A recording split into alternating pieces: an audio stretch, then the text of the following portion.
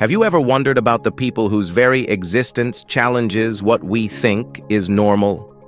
In history, there were individuals with rare conditions that made them stand out in ways few could imagine. Their lives weren't just unusual, they were extraordinary and captivating. And the best thing is this video will reveal 15 real-life freak show stars with rare conditions. These humans whose unique traits made them famous, feared, and unforgettable. Watch closely because their stories reveal resilience, strangeness, and realities that are far stranger than anything you've ever read or seen before. Number 15. Ella Harper, the Camel Gear. Ella Harper was born in Tennessee in 1870 with congenital genu recurvatum. She often moved on all fours, performing in traveling shows across multiple towns. In 1886, Harper joined W.H. Harris's Nickel Plate Circus, earning about $200 per week during performances. Audiences observed her backward-bending knees and unusual walking style, which distinguished her from other attractions.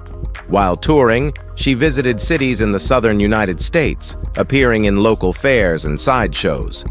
Harper left the circus at one point to pursue education outside performing. Her physical flexibility and posture were noted in newspapers and advertisements at the time. In 1905, she married Robert Savely, a schoolteacher, and managed household and family responsibilities alongside occasional public appearances. Their first child died in infancy, and the couple later adopted another child. Harper continued to live in Tennessee, occasionally interacting with neighbors and relatives familiar with her circus career. Number 14. Grady Stiles Jr., Lobster Boy. Grady Stiles Jr. was born in 1937 with ectrodactyly, producing claw-like fingers and toes. He joined his father's carnival act at the age of 7, performing alongside other family members in traveling shows. Movement relied heavily on his arms and upper body, as walking normally was difficult. Stiles performed in sideshows across multiple towns, attracting audiences intrigued by his distinctive limbs. Early exposure to circus life shaped his public persona and daily routines. He participated in several exhibitions, showcasing his abilities and adaptations despite physical limitations. Outside performances, his personal life involved struggles with alcohol and violent behavior. In 1978, he killed his daughter's fiancé during a family dispute, yet legal arrangements resulted in probation due to his unique physical condition. Grady continued to perform until 1992, when a contract killing ended his life. Number 13. Joseph Merrick, the Elephant Man. Crowds attending Victorian sideshows often saw Joseph Merrick, whose body exhibited severe deformities. He was born in England in 1862, developing abnormal growths of bones, skin, and tissues. Victorian exhibitions billed him as the Elephant Man, showcasing enlarged limbs, a distinctive head shape, and unusual posture. Performances took place in multiple towns, attracting public curiosity across England. While living in London Hospital under Dr. Frederick Trevis, he continued limited exhibitions for visitors. Merrick created detailed paper models and wrote poetry during periods outside the stage. Early mobility required careful adaptations due to skeletal and muscular strain. Newspapers and promotional materials emphasized the shape of his head, the folds of his skin, and proportions of his arms and legs. Health issues persisted into adulthood, complicating daily routines and performing capabilities. He died in 1890, with the cause attributed to spinal injury while lying down. Number 12. Fedor Jeftichuk. Performances across the United States featured Fedor Jeftichuk, who exhibited excessive hair growth covering much of his body. Born in St. Petersburg, Russia, in 1868, he inherited hypertrichosis from his father, who displayed the same condition. Around age 16, P.T. Barnum brought him to America, billing him as Jojo the Dog-Faced Boy for traveling sideshows. Barnum presented a fabricated story claiming he and his father were captured from a cave in Kostroma Forest by a hunter. Audiences observed his fully covered body and unusual facial hair during tours in multiple cities. Jeff Duchu was trilingual, speaking Russian, German, and English, which aided communication with performers and organizers. He maintained calm behavior during exhibitions and daily routines despite the demanding performance schedule. Number 11. Julia Pastrana. Tours across Europe and Russia featured Julia Pastrana, performing under names including Ape Woman, Bear Woman, and Hairy Woman. Born in 1834 in Sinaloa, Mexico, she exhibited hypertrichosis terminalis and gingival hyperplasia, which produced extensive facial and body hair along with gum overgrowth. Pastrana sang, danced, and engaged with audiences during sideshows, demonstrating multiple performance skills. While traveling in Moscow, she gave birth to a son who inherited similar traits. The infant survived only 3 days. 5 days after childbirth, she died from postpartum complications in 1860. Exhibitions displayed her unusual physical traits, with promotional materials emphasizing hair coverage and distinctive dental features. After death, taxidermists preserved both her and her son, and they were displayed in museums and sideshows for more than a century. Number 10. Schlitzie. Performances in circuses and sideshows featured Schlitzie, often billed as Schlitzie the Pinhead, drawing attention for his unusual head shape. He was born with microcephaly, a neurological condition that resulted in a small brain and cranial size. Touring acts presented him across multiple cities, including appearances in sideshows and traveling circuses for several decades. Schlitzie appeared in vaudeville and carnival circuits, interacting with audiences while participating in ensemble routines with other performers. Promotional materials highlighted his unique facial features and stature, emphasizing microcephalic characteristics for exhibition purposes. In 1932, he appeared in the film Freaks, joining other sideshow performers and bringing visual documentation of his participation to a wider audience. Daily routines during tours involved mobility and care adjustments to accommodate his condition. Newspaper accounts and playbills noted his ongoing presence in American and international sideshows. Well, are you ready for number 9? Stephen Bobrowski. Performances in both European and American circuses featured Stephen Bobrowski, billed as Lionel the Lion-Faced Man. Born in Poland, he exhibited hypertrichosis, which produced thick hair across his face and body, giving a mane-like appearance. Circus promoters emphasized the unusual growth of sideshow exhibitions, and advertisements highlighted his distinctive facial hair to attract audiences. Bobrowski participated in traveling shows, appearing in multiple cities and fairgrounds, often alongside other performers in ensemble acts. His grooming routine was adapted to manage dense facial hair during long tours. Spectators observed the mane-like growth, and playbills described the extent of coverage on his head and face. Exhibitions included individual displays, as well as parades within circus grounds. His tours spanned several seasons across different continents, with consistent emphasis on his facial hair as a central feature. Performance schedules required coordination with venues, including lighting and display positioning to maximize visibility. Number 8. Josephine Myrtle Corbin. Exhibition tents in several northeastern cities presented Josephine Myrtle Corbin during traveling shows, where audiences observed her duplicated lower body. Her birth in 1868 produced uterus didelphys along with 4 legs, a combination attracting sideshow organizers. Displays included mobility demonstrations and interactions coordinated by show staff to accommodate her anatomy. Promotional posters emphasized the unusual limb arrangement without added narrative. She performed in Boston, Philadelphia, and Baltimore, joining carnival circuits that organized daily appearances and staged routines. Teenage participation in sideshows allowed her to adapt to performance schedules while balancing daily care. Offstage, she married and bore children, managing family responsibilities alongside traveling obligations.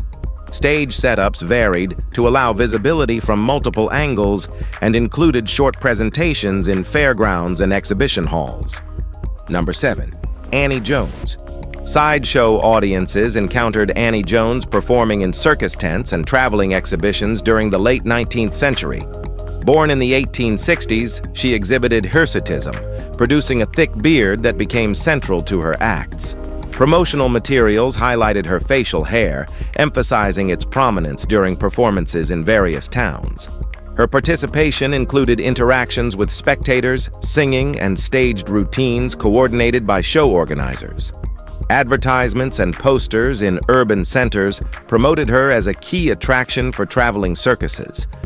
Jones toured with multiple sideshow troupes, performing in both small fairgrounds and large exhibition halls, adapting to different stage arrangements. Daily schedules involved makeup, grooming, and costume preparation to manage the beard and present a consistent appearance. Her presence in the industry extended over several decades, with repeated appearances in traveling exhibitions and circus events. Audiences observed her movements, posture, and vocal performances alongside displays of her facial hair, making her a well-known figure in sideshow circuits. Number 6. Millie and Christine McCoy. Performances in New Orleans and later London featured Millie and Christine McCoy, who were conjoined at the lower spine and pelvis. Born into slavery in 1851, the twins gained recognition for singing in perfect harmony, earning the stage name the Two-Headed Nightingale. European tours included cities such as Paris, Berlin, and Vienna, while American appearances extended to Boston, Philadelphia, and Chicago. Promotional materials emphasized both their vocal abilities and physical connection during performances in circuses, fairgrounds, and music halls. Stage arrangements accommodated their shared lower body while allowing individual upper body movement for singing. Advertisements highlighted their musical talent, and audiences attended multiple shows to witness duets performed by the twins. Travel schedules involved rail and ship transport to various regions for exhibitions. Off-stage, they eventually settled in England, continuing public performances in local halls. Their training included vocal rehearsals, posture coordination, and stamina preparation to sustain touring routines. Let's move on. Number 5. Frank Lentini. Frank Lentini performed in traveling circuses throughout the United States and Europe, including venues in New York, Chicago, and London. Born in 1889 in Italy, he had a parasitic twin that resulted in a third fully developed leg. Stage arrangements in Ringling Brothers shows accommodated demonstrations of all three limbs, allowing audiences to see him walk, run, and kick using the extra leg. Advertisements and posters emphasize the third limb for promotional purposes, highlighting its mobility and integration with his body. Lentini joined multiple circus tours, appearing in fairgrounds, exhibition halls, and traveling tents, often performing alongside other oddity acts. Daily routines included maintaining balance, posture, and stamina to sustain performances. He trained to coordinate all three legs for locomotion, dance demonstrations, and staged routines. Number 4. Charles Tripp. Performances in carnival tents, theaters, and fairgrounds included Charles Tripp, who was born in the 19th century without arms. He learned to perform everyday tasks with his feet, including writing letters, shaving, and eating, which became central elements of his exhibitions. Tripp toured multiple regions, appearing in Philadelphia, Baltimore, Cincinnati, and New Orleans, joining various sideshow circuits. Advertising materials emphasized his ability to use feet for routine activities, attracting audiences curious about dexterity without arms. Stage arrangements were adapted for seating and task demonstrations, allowing close observation of movements. He participated in ensemble acts as well as individual exhibitions, performing alongside other novelty acts. Tripp's mobility during tours involved trains and local transport to different exhibition sites. Show schedules included multiple daily appearances with rehearsals to maintain skills for public display. Number 3. Prince Randian. Performances in traveling carnivals and sideshow tents featured Prince Randian, who was born without arms or legs due to tetra amelia syndrome. He was often billed as the human torso or the living torso in promotional materials that emphasized his unusual physique. Randian toured cities including New Orleans, Havana, and New York, participating in fairs, circuses, and exhibition halls. Stage arrangements were adapted to allow him to roll across surfaces while performing, demonstrating mobility using only his torso. He executed simple magic tricks, manipulating objects with his mouth and shoulders for public display. Show schedules included multiple daily appearances, requiring careful coordination of space and timing. Newspaper announcements and advertisements promoted both his physical uniqueness and his performances. Audience interaction involved close viewing of movement, trick execution, and general exhibitions. Off-stage, he maintained personal routines compatible with his condition. Number 2. Minnie Woolsey. Carnival tents in Charleston, Savannah, and Mobile featured Minnie Woolsey performing under the stage name Cuckoo the Bird Girl. Severe congenital deformities affected her body, reported variously as ectodermal dysplasia or a similar disorder, influencing posture, movement, and facial features. Exhibitions included bird-like costumes, cages, and staged routines, highlighting eccentric gestures for audience visibility. Promotional materials emphasized her unusual appearance, detailing costume elements, makeup, and movements designed for public display. Show schedules included multiple daily appearances in traveling sideshows, with organizers coordinating transport, seating, and stage setups for optimal performance. Performances took place in fairgrounds, circus halls, and open-air tents, with each venue adapted to her physical characteristics. Audience interaction was limited to visual observation, as stage arrangements restricted close access. Routines combined static positioning with brief choreographed movements to demonstrate posture and gestures. Number 1. Alice Elizabeth Doherty. Alice Elizabeth Doherty exhibited hirsutism, producing dense facial hair during sideshow acts in Philadelphia, Atlanta, and Louisville. Born in the 1870s in Kentucky, she joined traveling carnivals and exhibition halls where organizers adapted stages to highlight her appearance.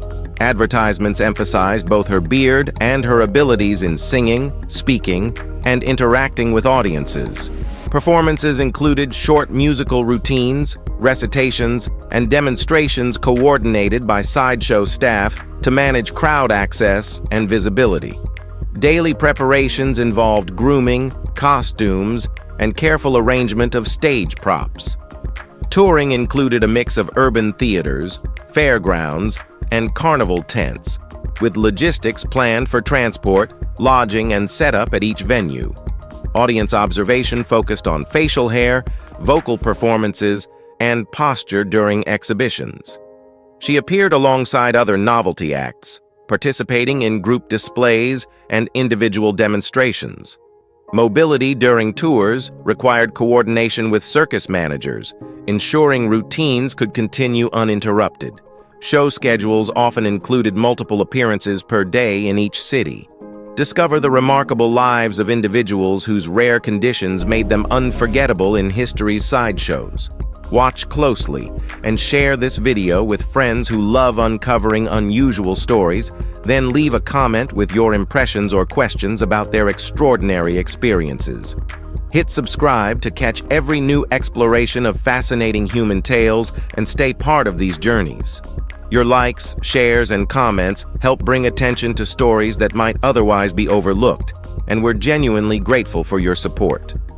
Thank you for engaging, celebrating curiosity, and joining us as we shine a spotlight on the incredible.